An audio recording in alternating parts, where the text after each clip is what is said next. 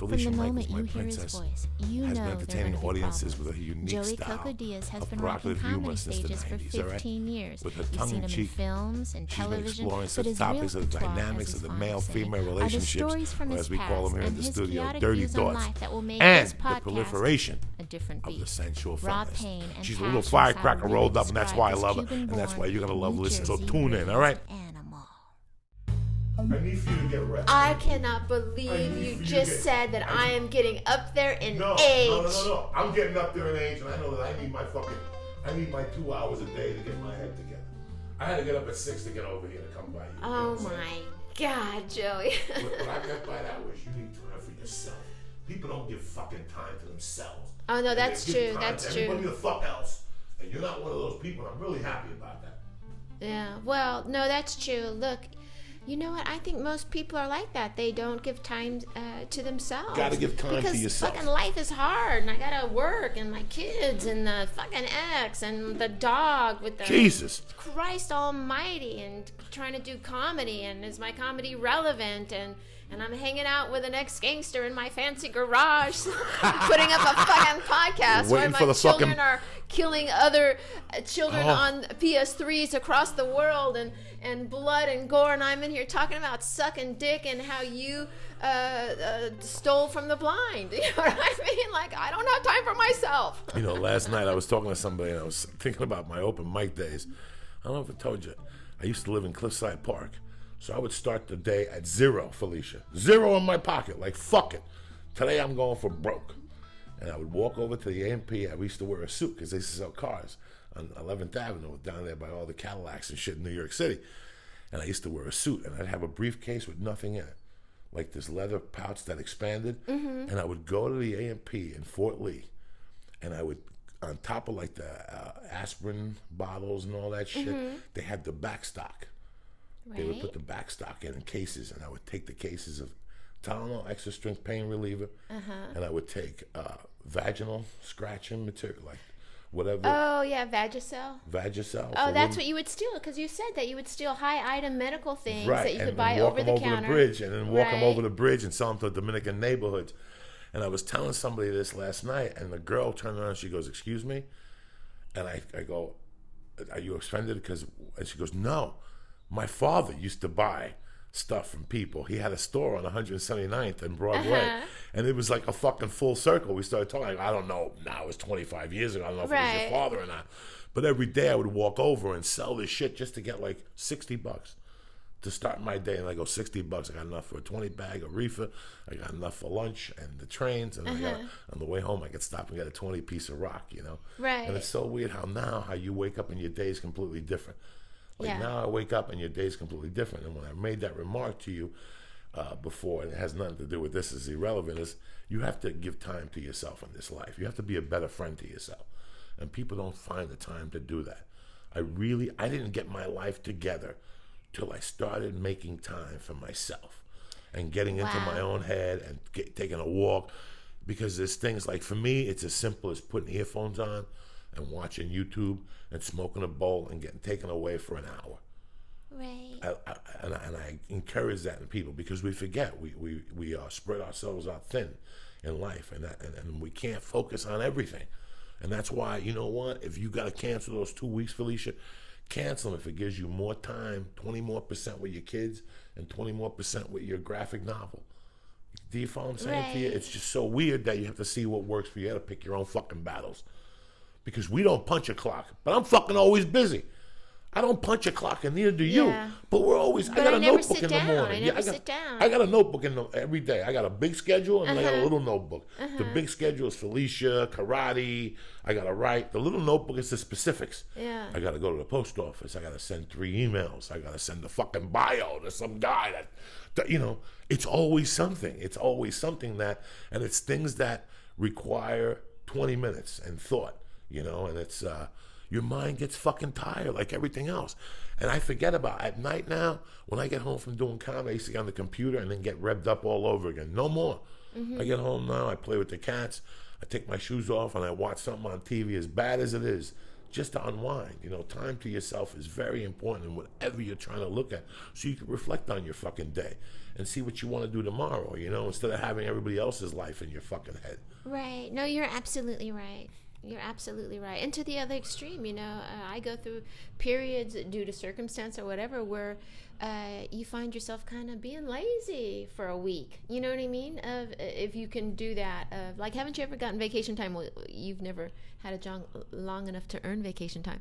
But if you get vacation time and you take off, you don't even go anywhere because all you want to do is fucking is sit around hang out and in get your your bed. head together. And I look at that when I go on the road to do comedy, Felicia. That's my time to go get fucking breakfast downstairs like a white person, oatmeal, and put a napkin on. I know, yes. You know what I'm saying? I read the paper like a sophisticado, and when I'm on the road, that's when I really live a different life. I put my glasses on, I know and I read exactly USA what Today. you're I read the saying. money and time section because I got that time. Yeah. I got that fucking time. Then I go know what you're upstairs saying. and I cut my nails and I whack off one, and then you watch fucking Oprah. Because I've never watched these shows on TV. Yeah. And you sit back, and when I go on the road, it's my time to fucking relax. That You is know? exactly right. Oh I do my that God. totally. Or I go shopping for you know, things that are super cheap because you're in the Midwest and it's, you know, cheaper than living in a big city. So I'm all like, I need to get the boys some underwear. I need some socks. You know what I mean? Like, I get all my, you know, and I just do it on my own pace. I hang out in my bed. I order in pizza. And then about 7 o'clock, I take a shower and do the show. Yeah, me too. I love it. I love all that little stuff, that little time to yourself is very important if you're trying to build and if you're trying to, whatever the fuck.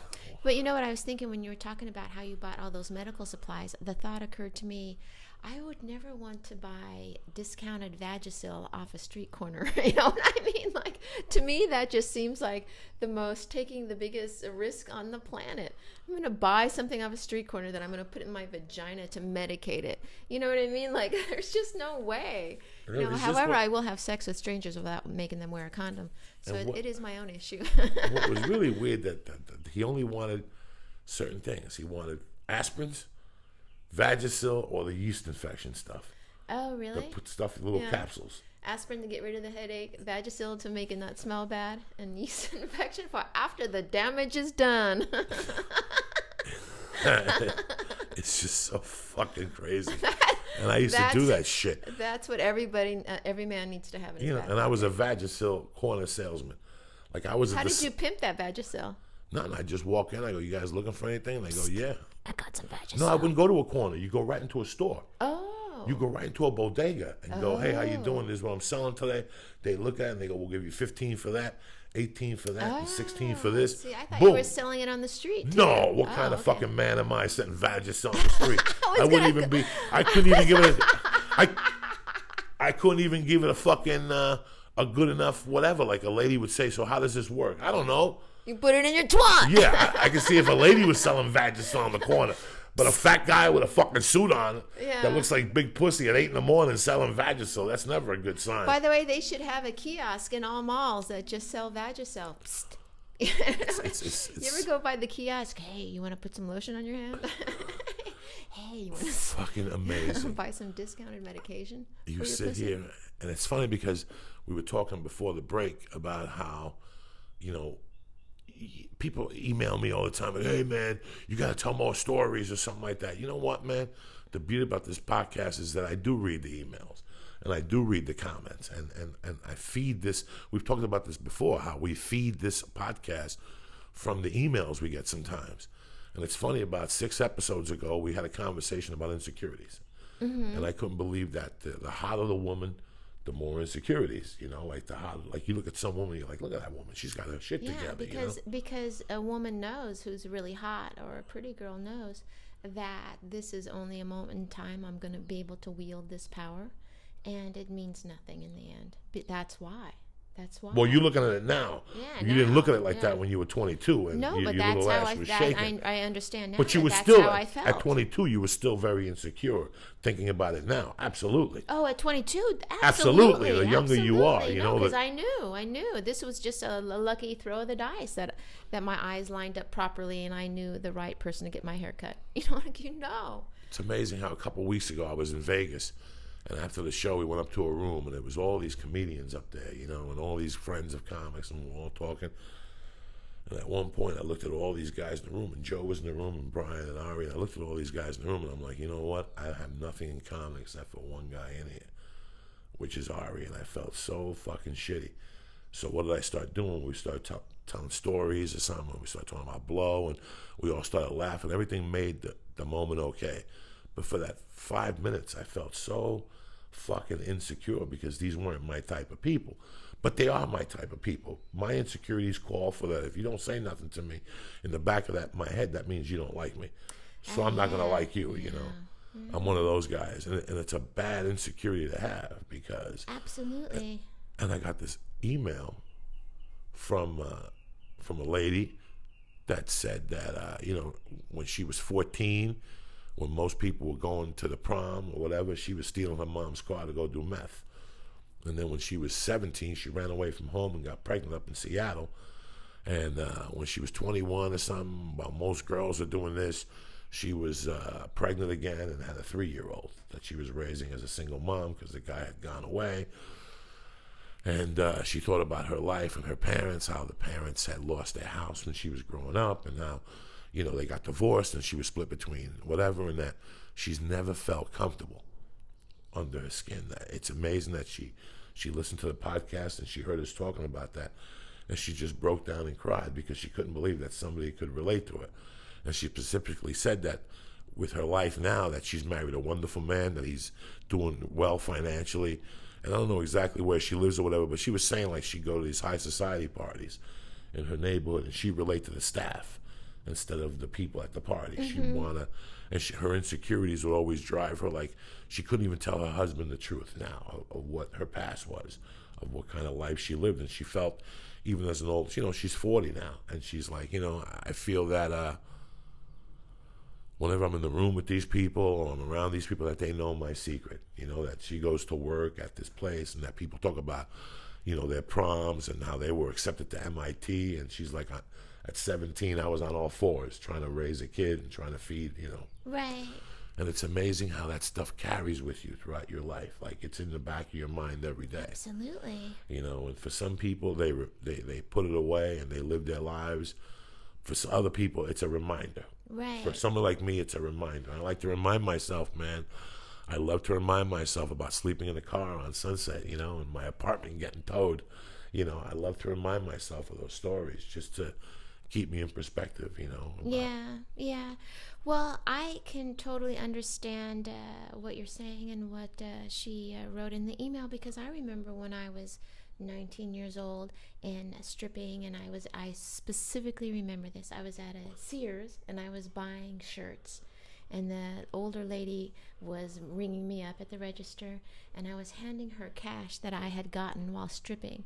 And as I was handing her the cash, I looked at her and I just had this thought like, oh my God, if this woman knew where I got this money, how I got this money, the dirty, sweaty hands this money had just been through, like she would be, you know, aghast, you know what I mean? Like, and that's honestly how I felt most of my 20s, even when I was at the Comedy Store, you know, working as a regular in the day of Kinnison and all those guys coming in. I was hanging around these people, and the thought I had is, oh my God, if they only knew what I did in my past.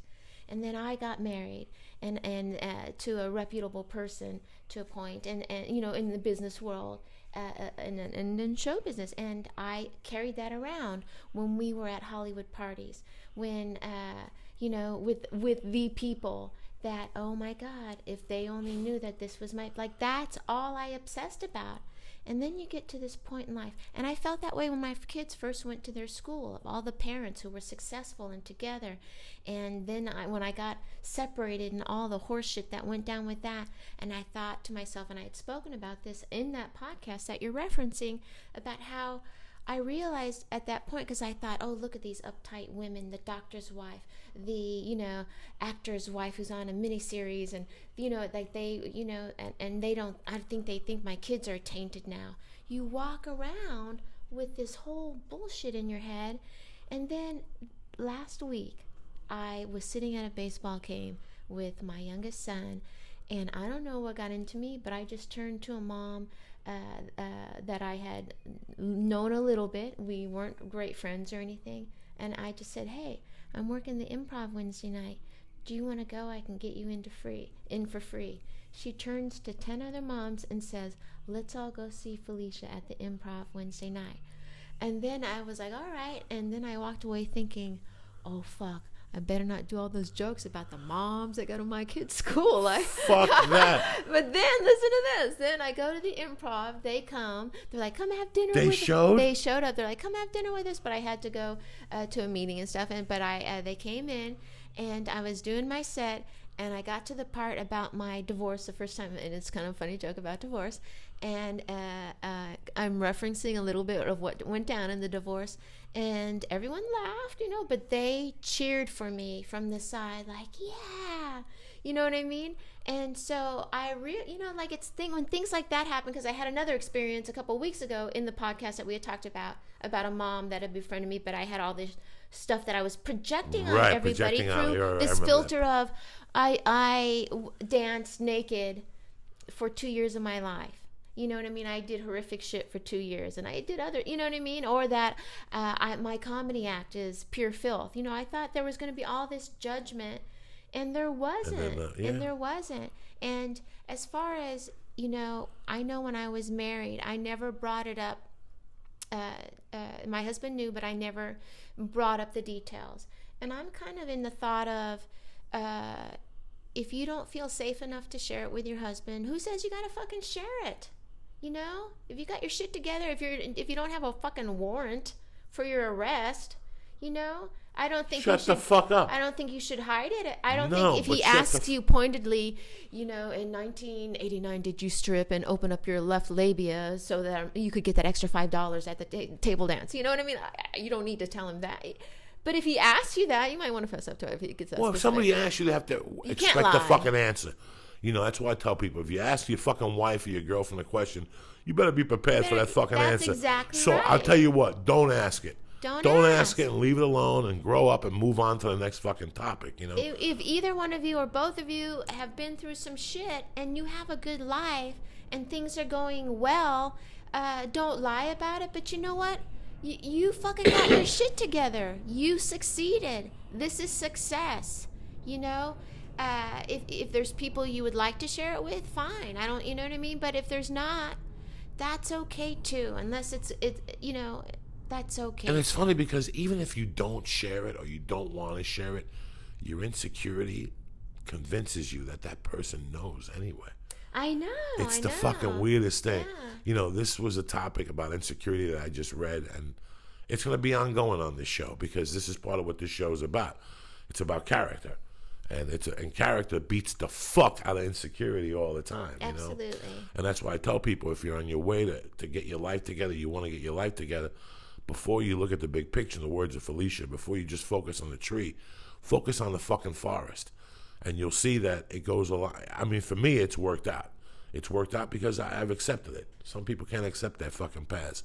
Once you accept it, and I won't forget it. I will not fucking forget it because it makes me do 35 and a 35. Right. Do you know what I'm saying? It keeps you in check in your life. Yeah. And sometimes that's you can't do 37 or 35, even though you won't get a fucking ticket for it. And here's the thing. Once you get to the point where you accept it about yourself, you find yourself telling everybody. Who gives a fuck? I could be like, at a stoplight with my window down, and the car pulls up to me, and I'm like, in 1989, I was a stripper for 2 years, but I've got my life together. You know what I mean? Fuck it. A lot of people love. Here's my driver's license, officer. When I meet people on these shows, the last couple of weeks, people have always said to me, "Oh, we love when, what is Felicia's face like when, And there's a couple of things that Felicia has said that have made my fucking face go, wow. She just doesn't see it because my poker face, I'm already used to it. But you told a story out here one time when you were stripping, and the owner of the bar was a big black guy, and there was a guy outside his door with a machine gun, and you walked in.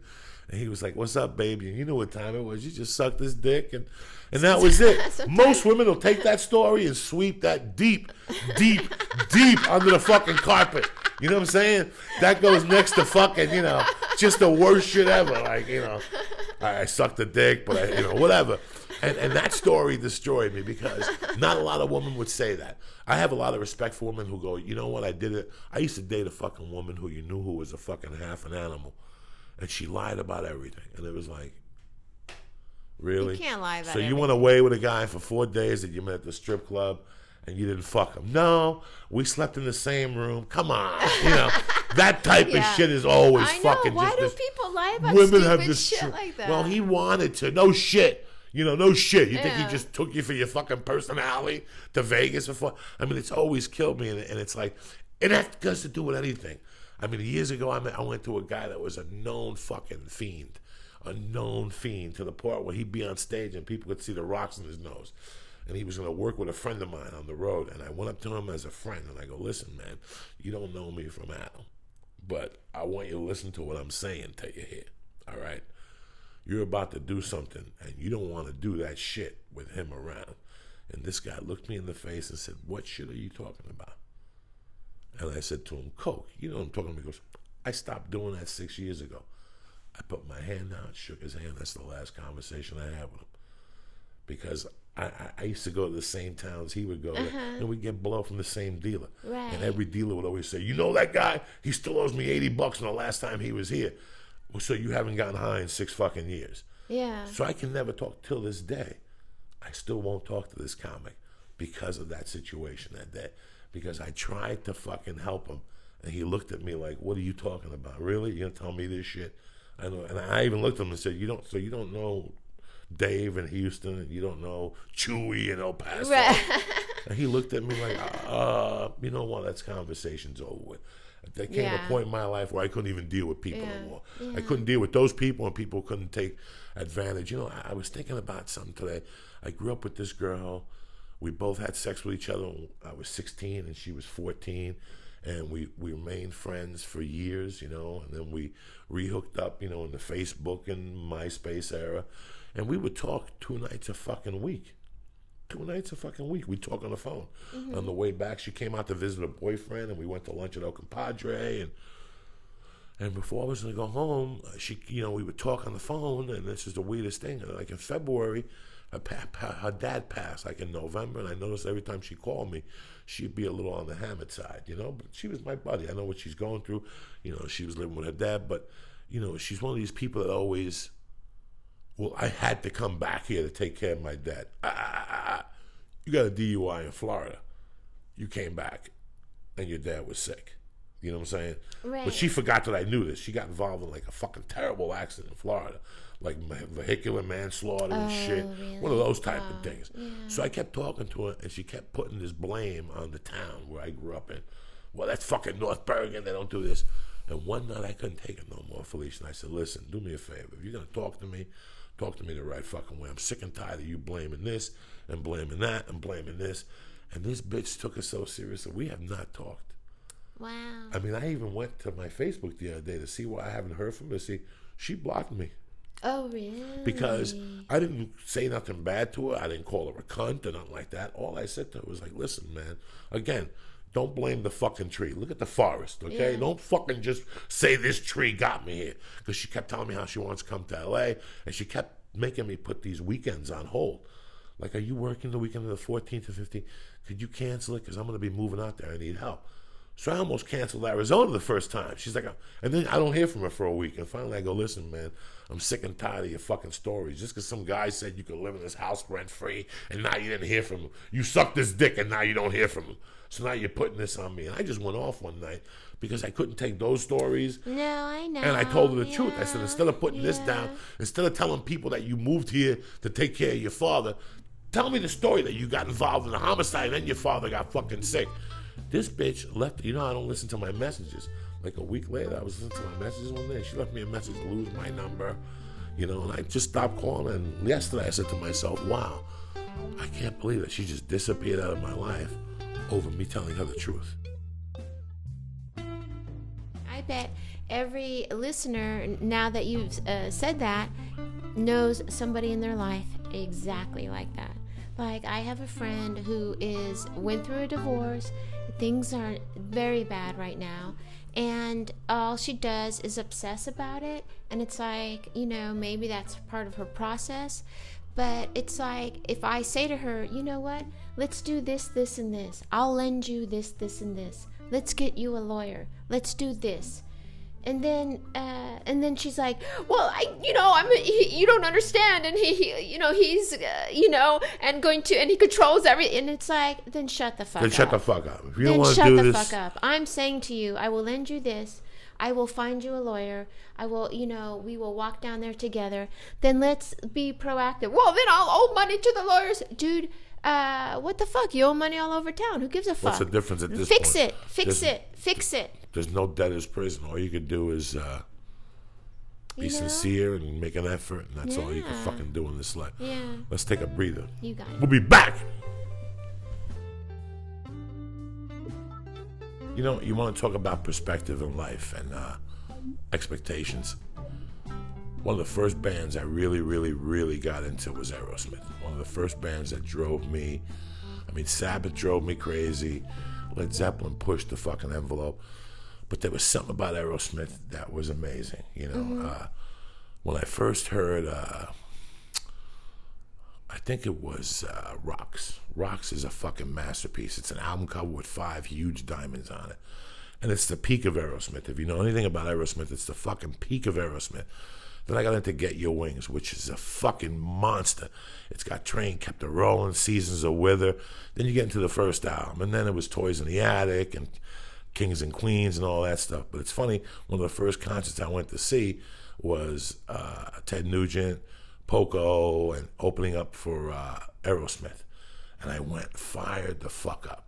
And they were horrendously bad. Really? Oh, they were horrible. Because they were in the midst of the partying debacle? This is summer of '78. They were just horrible. They broke guitars. Joe Perry, and till this day, I think Joe Perry is one of the top guitarists out there. Then I went to see him again somewhere, and they were fucking even worse. Like, they were just worse. And then they started breaking up, and they started going through their breakup, and they changed the whole band around.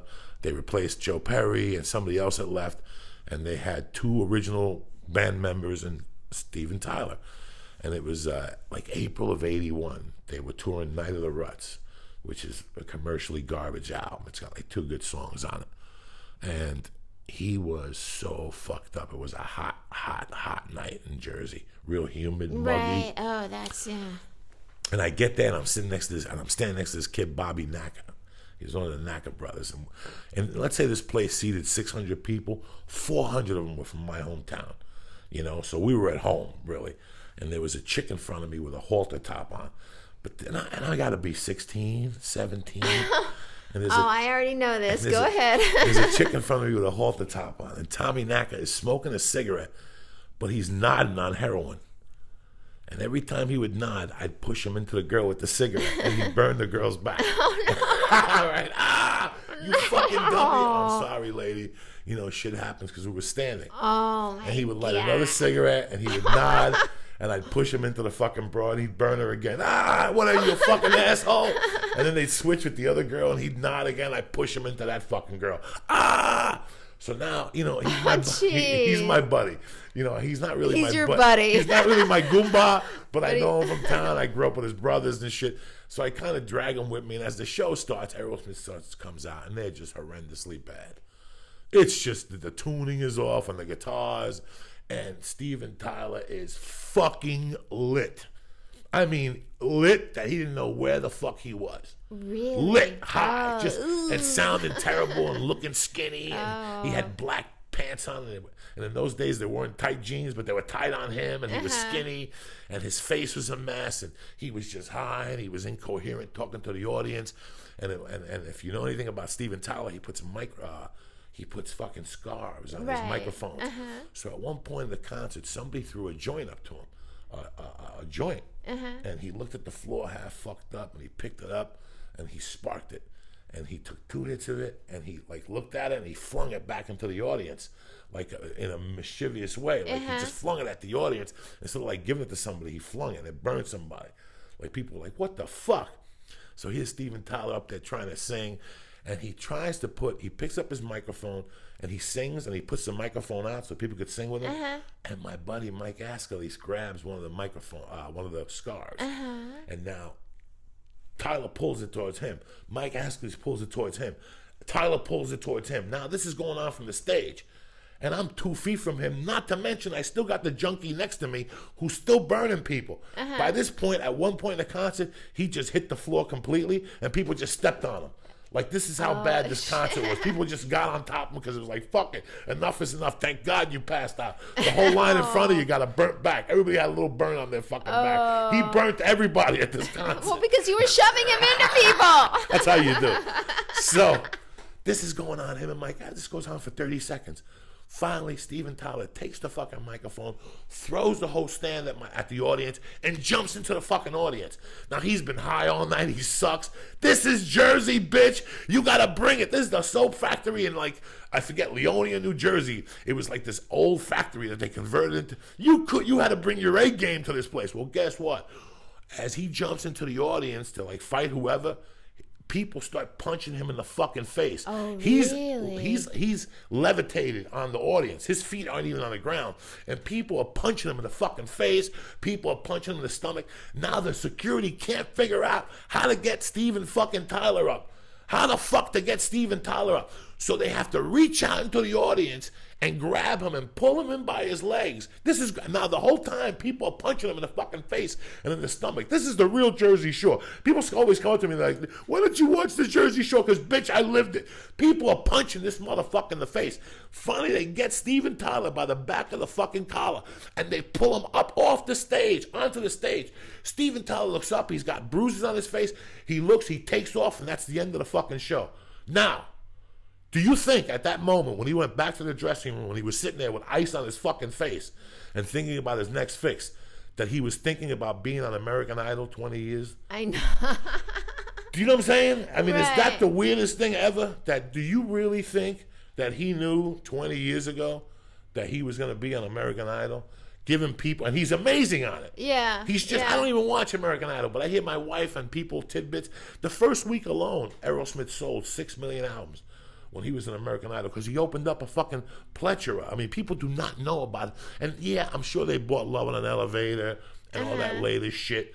But if they bought the deep shit, the shit that they were on, one of the best music books you could ever buy. I know we have a lot of readers. This kid, Mickey Ward from Boston, wrote me an email and said that he bought T.J. English's books and that they were brilliant, Vanna Nocturne. And I always try to give book recommendations. If you've never read the Aerosmith book, read it and bring cigarettes and a joint with you because it's as real as it gets. It's not a Henry Hills type story that one guy's telling you a story. Now, is this the one that Steven Tyler wrote? Steven Tyler and the rest of the band get collaborate on it. So I come to Felicia and say, Felicia, June 18th, you did Brea Improv with Joey Diaz. Tell us what happened. You're like, oh, first off, I knew it was going to be a bad night because when he picked me up, he was shooting heroin in the car. Because when he picked me up, he was smoking pot. Yeah. And he smoked it incensantly till we got to the gig. To and he Brea, wouldn't and he tell did me 90. what time the show was. He didn't tell me what position I was in. So what they did was they told Steven Tyler, tell your story about that night. Yeah. And then they would ask 3 of the bandmates to tell their side of the story. Oh, right. Which is brilliant to me because somewhere along those 4 stories is the truth. Absolutely. And all the stories are pretty much the same except what different people saw, which is very interesting. Different people took away from it. Which is very interesting. And if you ever read this book, he lived in the dungeons of heroin. When they were doing, I think, Rocks or Toys in the Attic, they rented a house in Boston. They were living like fucking pigs. They were living like pigs. They wouldn't even talk to each other. They had a sign, a piece of paper. Every morning, you had a piece of paper. You had a sign to what time you wanted the studio. So the guitar player would go down Joe Perry and lay his tracks. The other guy would have to, that's how much they hated each other. But it wasn't even hate. It was fueled hate from heroin.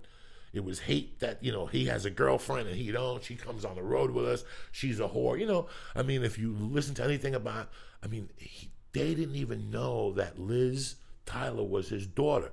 His mother was such a freak. She didn't know if it was his daughter or Todd Rundgren. Todd Rundgren, thank you very much. Pull that out of my ass. You bad mother. Da-na-na-na-na. Yay. Da-na-na-na-na. But still, if you had the choice of Todd Rundgren or Steven Tyler, it's all a win-win situation. And then she took her to see him. Yeah. And then that's when she turned to him and said, that's my dad, bro. Yeah. That's my dad. It's a great story. But, you know, do you think when he was in the fucking dungeon, when he was in all this shit, he was thinking about that? He never even thought he was going to live to 60. Yeah. He never even had an idea he was going to live to 60. Never mind now he's telling other people. And I told my wife the other day, I go, bro, wait till you hear his next album, because that's the worst thing you could do to a real artist is motivate him with young art. Because he's on there now. Yeah. Like, his mind is fucking cooking when he's on Yeah. there. And he's like, look at these young motherfuckers. You start thinking about what you're seeing and the different, because people, I guess you sing other people's songs. Right. So, you know, and it's just amazing that, you know, I get emails about people that they don't know where their life is going and they're 21 or 22. Did you fucking think Steven Tyler knew after my friends punched him in the fucking face?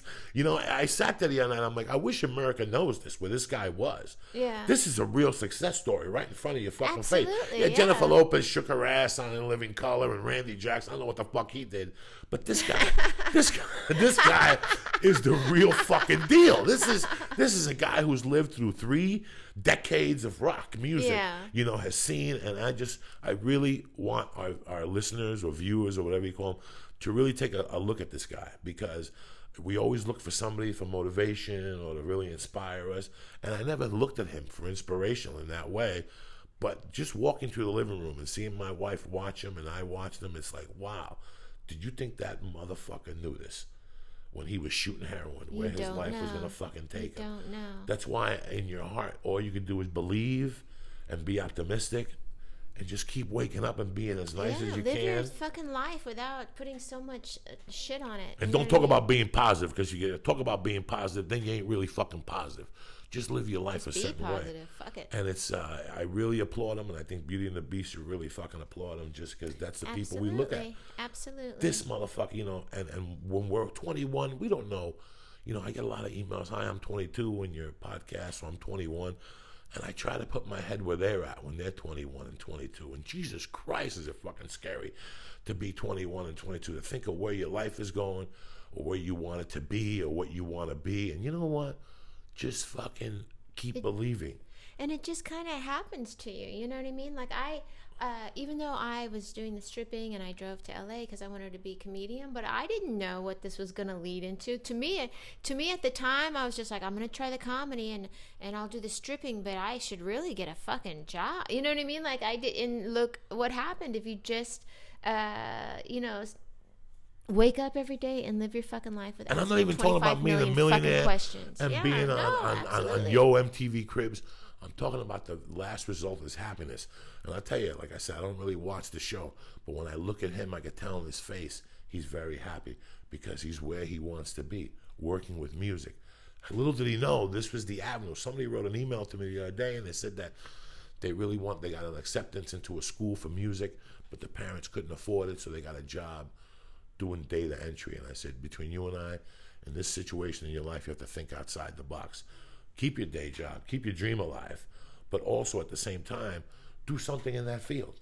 There's something you could do in the music industry that'll keep your dream alive and keep you going, that doesn't have to actually be doing that. And I never realized this till I was reading the email. Absolutely, because when I gave up comedy and I went into photography, it wasn't like, no, now I'm going to be a photographer. It was like, you know what? I really want to learn about photography. I don't even know how to do it. How do I do it?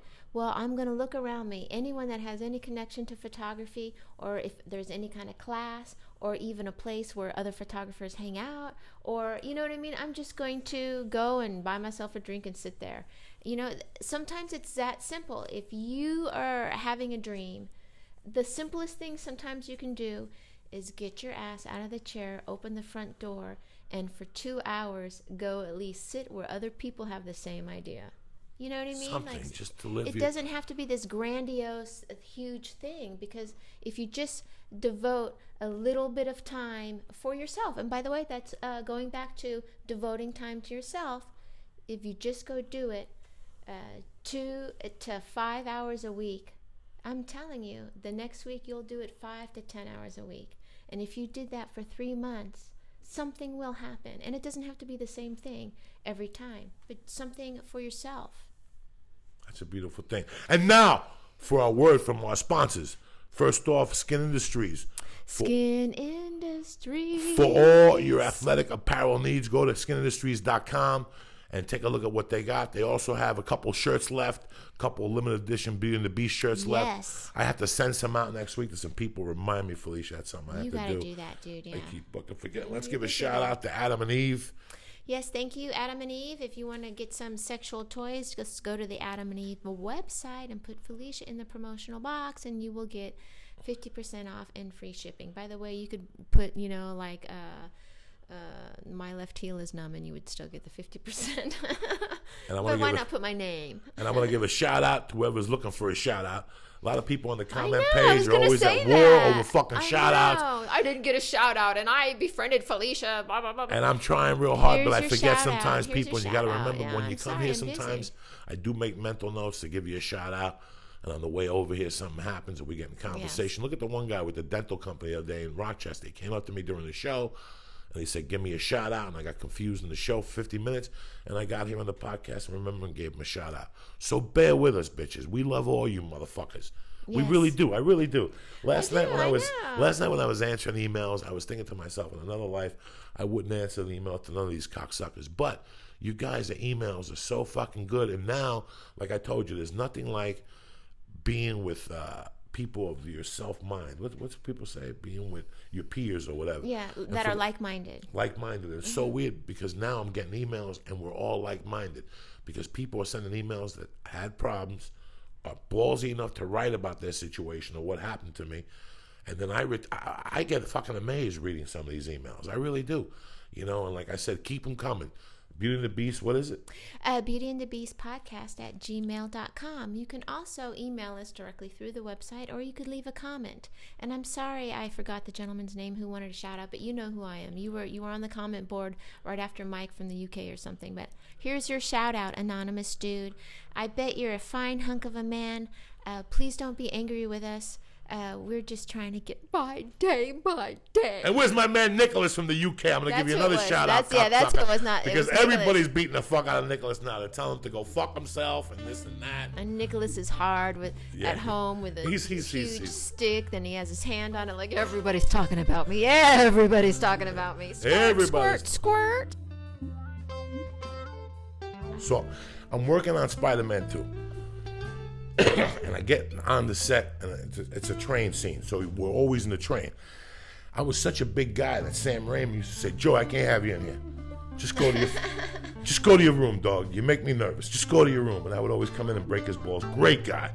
And there's a little girl on the train. I didn't know who she was. I just thought she was a little girl, and I would watch, and she'd insult people all day.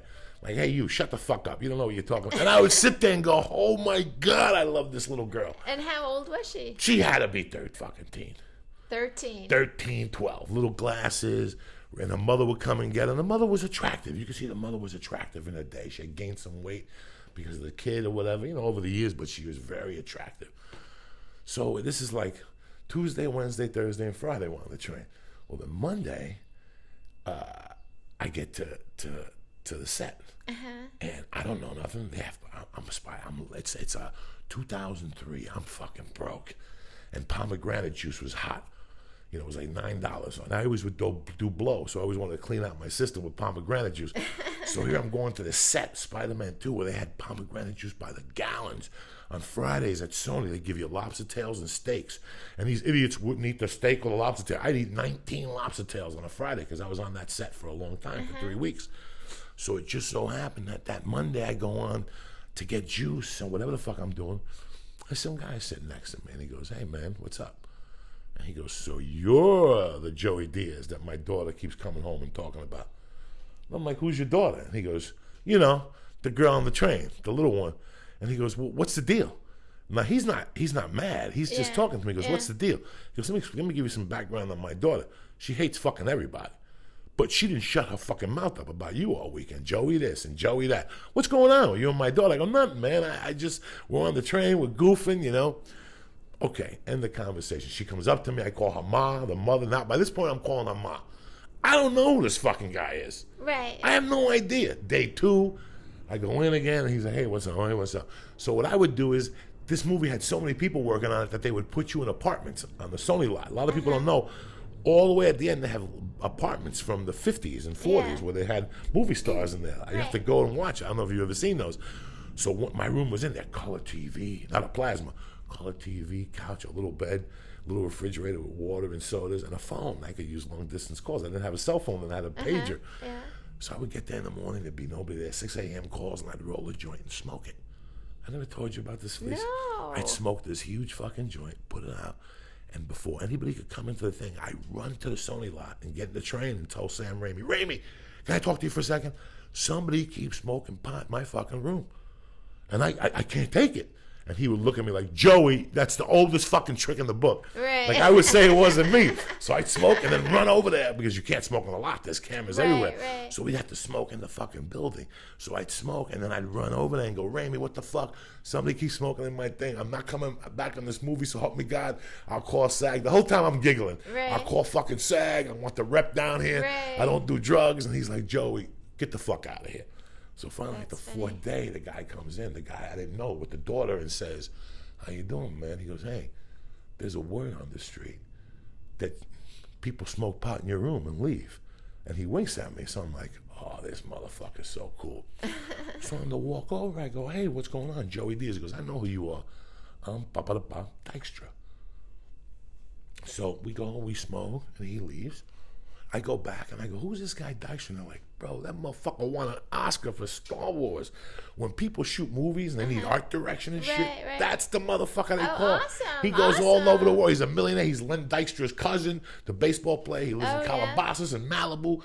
They say his house is huge. He's a great guy. So I'm like, oh my God, here I am smoking dope with him on the train with his fucking daughter. I'm going to get fired. This is going to be ugly. So the next day I go in there and I see Dyke again. And he looks at me and goes, let's go for a walk. This time he goes, I got a hiding spot. Come on, we'll just go over here. They ain't going to say shit to me. I'm Dykstra. Right. So me and Dykstra are puffing on this fucking number. And all of a sudden some lady pops her head open, the PA. And she goes, Dykstra, Mr. Dykstra, they're looking for you. And you, go back. And she goes, oh my God, are you guys smoking pot? All right. So me and Dyke just look at each other like, I got the joint, man. And we're like, yeah, what's up with this? She goes, what is wrong with you? And I felt for like 2 minutes, my face turned red. And I could see that he was like, what the fuck is wrong with her? And all of a sudden something just sparked me. I go, what's wrong with me? What's wrong with you? If you ain't, the only reason why you're fucking mad at us is because you ain't high. That's what your problem is. You should be high. As a matter of fact, and I said at the time, it was like 9:30 in the morning, I go, if you ain't high by 10 o'clock, go fuck yourself. And I threw her out of the fucking thing. And he's howling. You know, it's been hard for me with this kid in Jersey with the cancer. It's eating me alive inside that I'm not there with him. I'm not there helping him. I'm not there getting him a soda or driving him to his doctor's visits, or, you know, he can't smoke pot because he's got lung cancer and he can't eat it because he's scared it's already marbleized, whatever they call it in his lungs, you know. But I was telling you before, since like Thursday, I felt fucking horrible about myself because no matter what I do, no matter even if it's good news, at the end of the day in bed, I'm like, Jesus fucking Christ, I should be there with him. I mean, the other day he called me. Did I tell you about this, Felicia? You know, we've been talking a lot lately since I came back from Jersey.